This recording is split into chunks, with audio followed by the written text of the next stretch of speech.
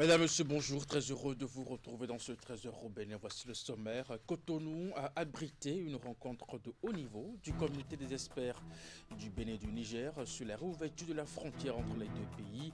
Les deux parties ont achevé leurs travaux sur trois propositions d'accord stratégiques à suivre dans un instant. Ensuite, à Lokossa, les membres de l'association béninoise pour la promotion de la famille évaluent le travail abattu de ces derniers mois avant d'ouvrir d'autres perspectives. C'est à la faveur de leur traditionnelle assemblée générale nationale. Et puis enfin, la deuxième journée de la phase des groupes du Mondial 2026 continue de battre son plein.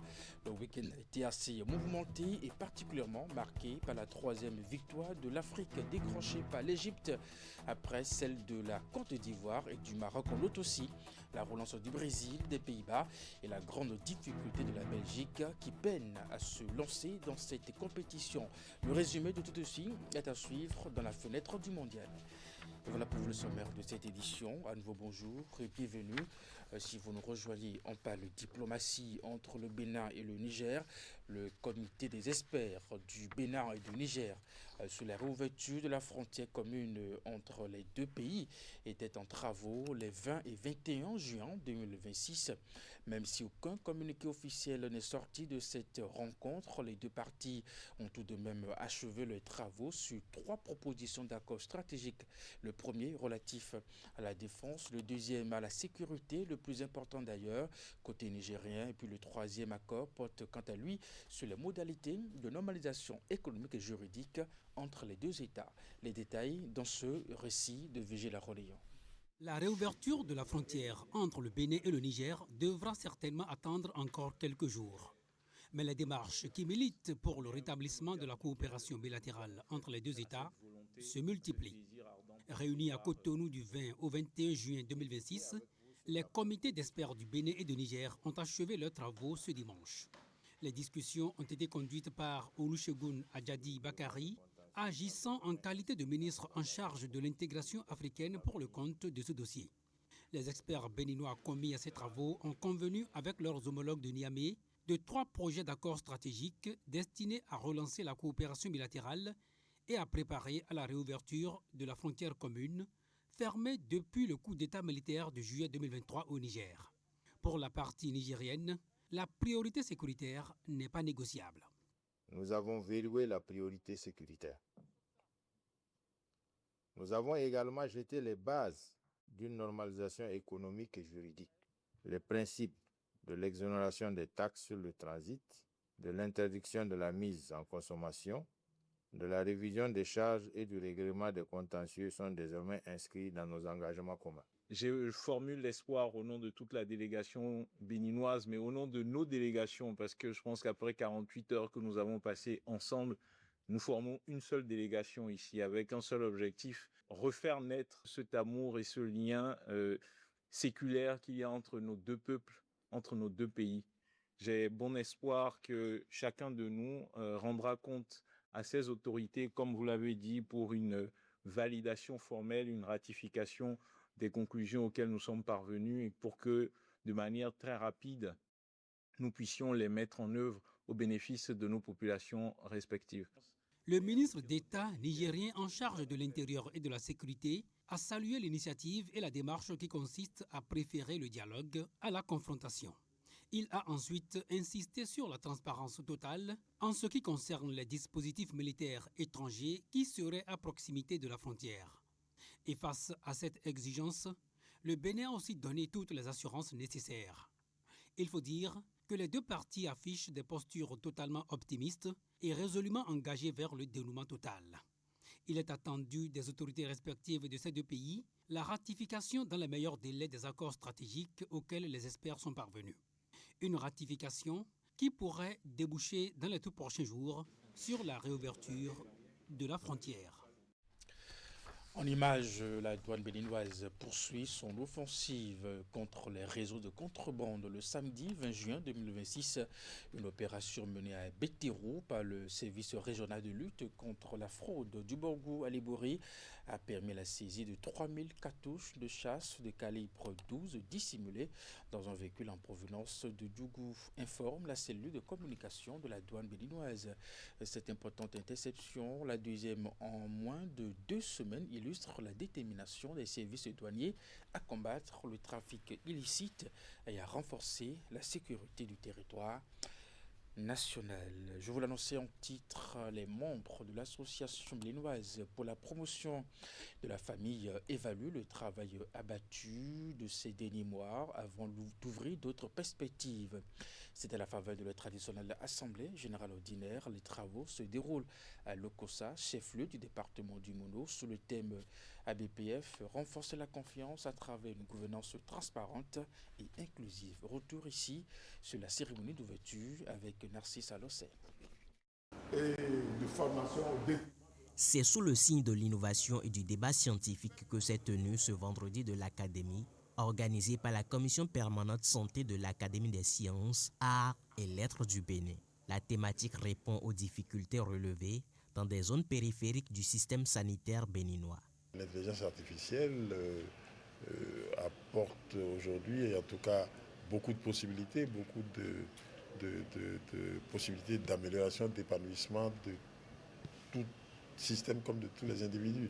Donc, la question que se pose l'Académie dans son rôle qui consiste à réfléchir et à proposer aux décideurs. Ils honorent ici le serment d'un rendez-vous institutionnel voulu depuis la création de leur creuset, l'association béninoise pour la promotion de la famille. L'Assemblée générale nationale, dans la 31e édition de l'histoire, élit domicile ici, à Lokossa. Au nom de tous les volontaires et équipes techniques de la coordination Sud-Ouest, je vous souhaite la plus chaleureuse des bienvenues à Lokossa, la ville de l'espérance. À Lokossa, l'exercice de redevabilité auquel les membres de l'ABPF sont appelés est placé sous le thème ABPF, renforcer la confiance à travers une gouvernance transparente et inclusive. Et cette confiance ne se décrète pas. Elle se construit jour après jour par la transparence de nos procédures et par l'inclusion de toutes nos forces ou de toutes les forces vives de notre organisation. Une organisation dont les différents rapports d'activité annuels seront examinés au cours de cette Assemblée générale. Des séances de réflexion sont aussi prévues autour des défis à relever les mois à venir. L'ABPF est notre maison commune.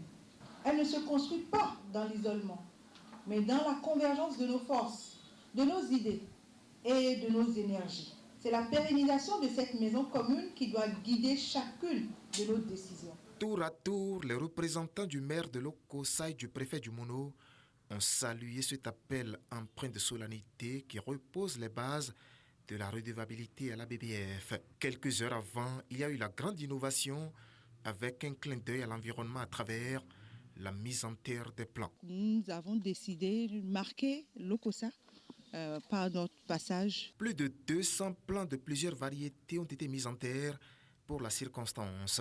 L'autre innovation, c'est la foire des régions avec l'installation des stands garnis de produits locaux. La BPF, c'est plus de 56 ans au service des couches vulnérables au Bénin. On revient à présent sur cette activité santé, intelligence artificielle, un mariage qui s'impose désormais au Bénin. Vendredi dernier, l'Académie des sciences, arts et lettres du Bénin a réuni experts et praticiens autour d'une question centrale. Comment les nouvelles technologies peuvent-elles transformer les soins de santé juste dans les zones les plus reculées du Bénin? Plusieurs communications ont donc meublé ce rendez-vous d'échange entre chercheurs, professionnels de la santé. Voici les images. Et de formation C'est sous le signe de l'innovation et du débat scientifique que s'est tenu ce vendredi de l'Académie, organisée par la Commission permanente santé de l'Académie des sciences, arts et lettres du Bénin. La thématique répond aux difficultés relevées dans des zones périphériques du système sanitaire béninois. L'intelligence artificielle apporte aujourd'hui, en tout cas, beaucoup de possibilités, beaucoup de possibilités d'amélioration, d'épanouissement de tout système comme de tous les individus. Donc la question que se pose l'Académie dans son rôle qui consiste à réfléchir et à proposer aux décideurs les meilleures solutions pour résoudre les problèmes de notre pays, nous avons pensé qu'il était important que cela se mette en place.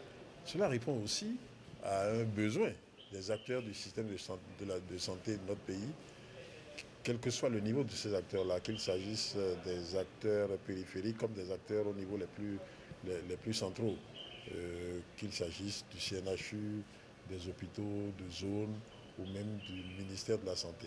Donc c'est en réponse à cette demande-là que nous... Au fil des communications, les dernières avancées technologiques dans le domaine de la santé ont été présentées aux participants. Car si des idées et des initiatives ne manquent pas, l'enjeu est désormais de mieux coordonner l'usage de ces outils numériques appelés à transformer les pratiques de prise en charge et de traitement au sein du système sanitaire béninois. Le constat qui est fait à partir des différentes communications que nous avons reçues, c'est que on ne part pas de rien, il y a quelque chose qui existe, il y a de très bonnes choses qui existent, et ces choses-là méritent d'être ordonnées, d'être disciplinées et d'être améliorées, avec le concours significatif de l'État. Une chose est certaine, la médecine de demain se construit aujourd'hui et la Commission permanente santé de l'Ansalbe compte en être un acteur majeur. Le monde de la littérature béninoise s'est enrichi vendredi dernier d'une nouvelle œuvre. Pierre d'Alcantara Zoukli a procédé au lancement officiel de son ouvrage autobiographique à Cotonou, un livre qui retrace son parcours de Saroué Doutou jusqu'à la Légion d'honneur. Le lancement officiel du livre s'est déroulé en présence de plusieurs invités de marque. Voici les images. De Saroué Doutou, commune de Houeyogbe dans le département du Mono jusqu'à la Légion d'honneur à Paris, le chemin est long, semé d'embûches. C'est précisément ce parcours que Pierre d'Alcantara Zoukli a choisi de raconter dans son ouvrage. Son autobiographie intitulée Mon Odyssée de Saroué Doutou à la Légion d'honneur à Paris fait désormais son entrée dans les rayons des bibliothèques. 275 pages durant lesquelles l'auteur déroule le fil d'une existence riche en enseignements et en défis, semée d'anecdotes marquantes, dont celle-ci vécue face à un recruteur en France. Il me fit asseoir, me regarda droit dans les yeux et déclara notamment qu'au vu de mon origine et de mes probables conditions de vie, il voulait faire de la discrimination positive en m'attribuant le poste. Il ajouta qu'il ne savait pas d'où je venais, ni ce que je mangeais. Peut-être que vous viviez dans des arbres. Homme aux multiples casquettes, figure des médias, entrepreneur et diplomate, Pierre d'Alcantara Zoukli révèle un sens aigu de la narration qui captive le lecteur. Qu'il puisse avoir la plume et pouvoir raconter dans tous les détails ce qu'il a pu vivre pendant toutes ces presque 75 ans aujourd'hui. C'est à son honneur. Je tiens à vraiment le féliciter. Et comme j'ai dit dans ma déclaration tout à l'heure, c'est ce petit enfant de Doutou qui est devenu une très grande personnalité, qui fait honneur à son pays, qui fait honneur à sa communauté et qui fait honneur à sa famille Zoukli dont il est le président de la fondation. À plus de 110 ans, Pierre d'Alcantara Zoukli livre ainsi le récit d'une trajectoire singulière, à la fois témoignage personnel et leçon de vie. Dans la suite de cette édition, le ministère de la Culture, des Arts et du Patrimoine, à travers le comité des rites vaudou du Bénin et en partenariat avec l'Union des professionnels des médias du Bénin, a organisé ce samedi une séance d'information et de sensibilisation à l'intention des professionnels des médias. Au menu des échanges, les fondements, les pratiques et la théologie du vaudou, une religion née au Bénin. Objectif: mieux outiller les acteurs des médias appelés à relayer auprès du public l'essence même de cette culture dans un contexte où le vaudou reste souvent mal perçu, notamment à l'extérieur. Voici le reportage. S'informer pour mieux informer. C'est l'objectif de cette rencontre organisée par le ministère de la Culture, des Arts et du Patrimoine. Elle réunit les professionnels des médias.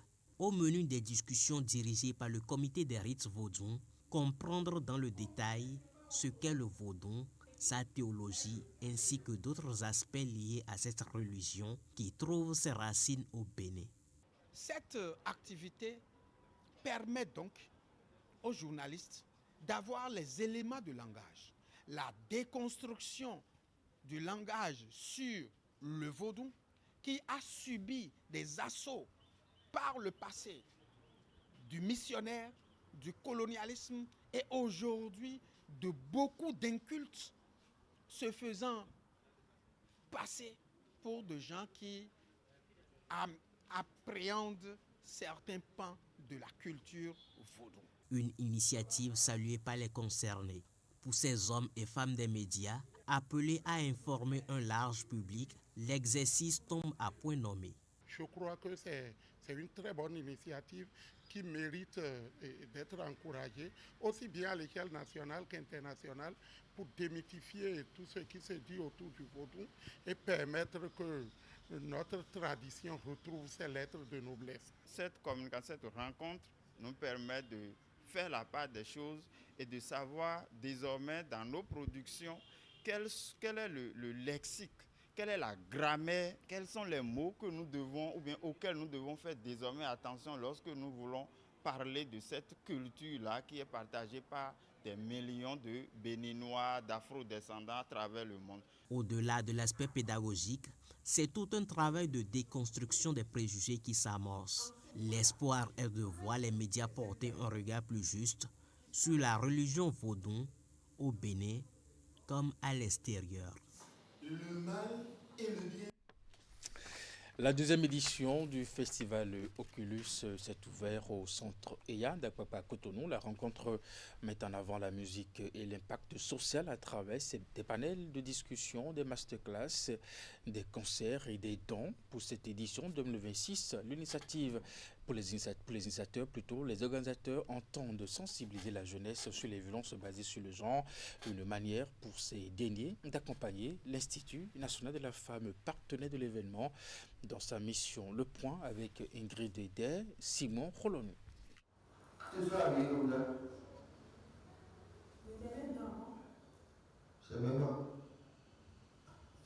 Ce film dont se délecte le public ici est l'œuvre d'une créatrice béninoise. La production de 6 minutes, intitulée Emprise, est accompagnée d'une musique, un featuring entre une adolescente et l'artiste béninois Papa Yazi. Des réalisations dont la finalité est de sensibiliser aux violences basées sur le genre au Bénin. C'est tout le sens de la deuxième édition du festival Oculus. Qu'est-ce qu'on peut faire en tant qu'acteur culturel? C'est profiter de la notoriété qu'ont les artistes pour pouvoir créer des actions qui impactent la communauté, mais qui parlent aux jeunes, qui seront les pères de demain, qui seront les mères de demain. Donc si on arrive à leur passer le message maintenant, c'est sûr que dans 10 ans, quand ils deviendront parents, ils auront grandi avec ce message. Donc nous, on vient en complément de ce que l'INF fait. Et c'est nous, notre devoir citoyen qu'on fait. Créer, s'exposer et assumer au féminin. C'est le thème qui a servi de fil conducteur aux échanges lors d'un panel animé par des journalistes et influenceuses.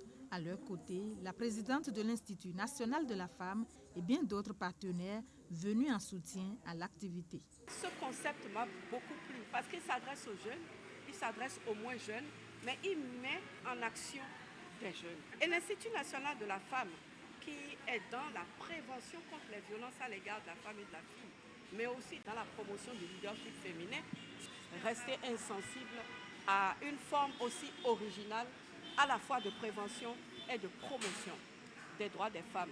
Le festival Oculus ne se focalise pas que sur la sensibilisation aux violences basées sur le genre. Il se concentre également sur des actions sociales concrètes. Pour cette deuxième édition, plusieurs lampadaires seront installés dans divers quartiers d'Apapa à Cotonou.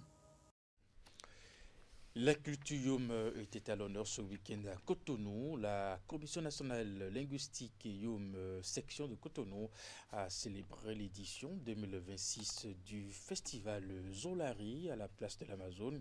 Un rendez-vous marqué par des danses traditionnelles, des prestations artistiques et un vibrant hommage au patrimoine culturel Youm. Compte rendu de cette activité avec Tidi Goudalo, Mouvin Sabouran. Chants et danses traditionnelles donnent le ton à cette célébration de l'identité Youm à la plage de l'Amazone à Cotonou. Hommes, femmes et jeunes, vêtus de tenues aux couleurs de leur ère culturelle, se retrouvent pour célébrer l'édition 2026 du festival Zolari, un rendez-vous dédié à la promotion des arts, de la culture et des valeurs du peuple Youm. Notre langue constitue aujourd'hui l'une des plus importantes richesses culturelles de notre département. Elle est la langue la plus parlée dans la Donga et représente un patrimoine vivant. À l'initiative de la Commission nationale linguistique Youm, session de Cotonou, cette rencontre se veut un cadre de préservation et de transmission du patrimoine culturel aux jeunes générations. La culture, c'est ce que nous mangeons. C'est la vie que nous portons. C'est ce que la communauté Yo a inventé de l'état nature. Le plus, c'est la houe, c'est la marmite. Ce sont nos habits. C'est notre manière de danser, de s'habiller, de manger, de boire, de croire ou de ne pas croire. C'est ça la culture. Valoriser la culture des Yowa que nous sommes, c'est garder vivante notre façon de penser. Parlons notre langue. Youm à nos enfants à la maison. Parlons-leur du Yorou, de nos valeurs. Soutenons la commission linguistique Youm, car le peuple qui oublie sa danse risque d'oublier son nom. Au-delà de son caractère festif, Zolari est également un appel à l'unité et au développement. Les responsables de la communauté Youm invitent les fils et filles de cette ère culturelle à renforcer les liens de solidarité et à contribuer davantage au rayonnement de leur patrimoine.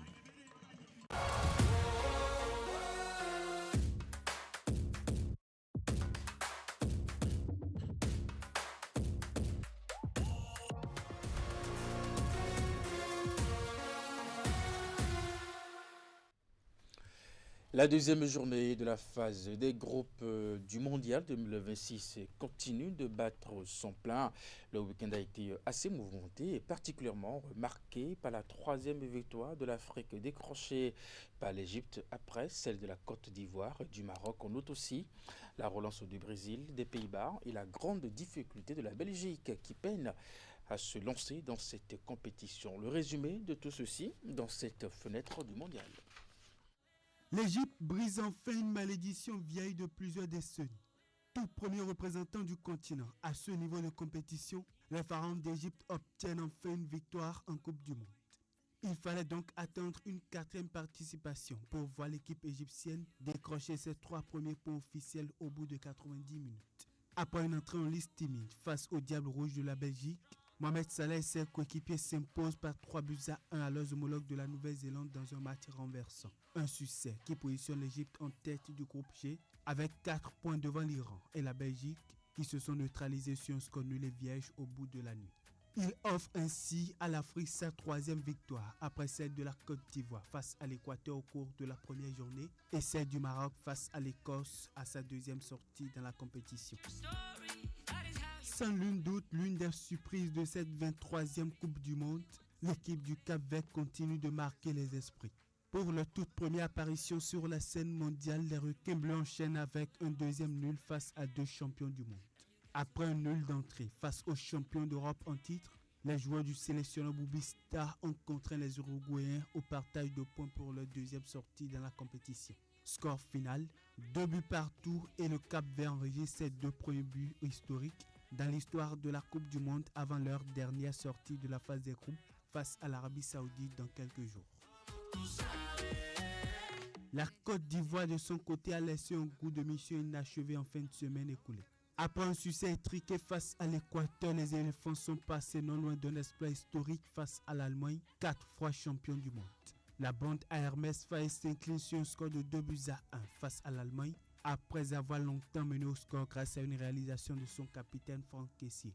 Une défaite qui condamne les Ivoiriens à la deuxième place du groupe E, mais les rapproche d'une qualification au second tour avant la dernière journée où ils seront face à la Curaçao, dernier au classement, après une cinglante défaite 7-1 face à l'Allemagne et un nul de score vierge face à l'Équateur. L'Afrique devra encore attendre pour voir peut-être lors des prochaines éditions les Aigles du Carthage passer pour la toute première fois le premier tour. Toute première nation africaine à avoir remporté un match dans une phase finale. En 1978, la Tunisie qui signe sa 7e participation dans la compétition est une nouvelle fois éliminée en phase de groupe. Battue 5-1 à son entrée en lice par la Suède, l'équipe tunisienne qui en temps a eu un nouveau sélectionneur enchaîne avec une nouvelle défaite.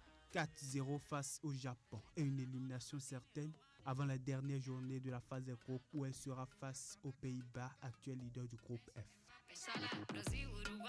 La Roja espagnole, championne du monde en 2010 et championne d'Europe en titre, lance enfin sa Coupe du Monde. Contraint au partage de points à son entrée en compétition, l'Espagne s'offre une écrasante victoire 4-0 face à l'Arabie Saoudite au cours de sa deuxième sortie dans la compétition. Un festival offensif marqué par le tout premier but du jeune Lamine Yamal en Coupe du Monde à 18 ans et 343 jours, ce qui fait de lui le deuxième plus jeune buteur de la compétition derrière le roi Pelé qui avait marqué à l'âge de 17 ans et 239 jours à la Coupe du Monde de 1958.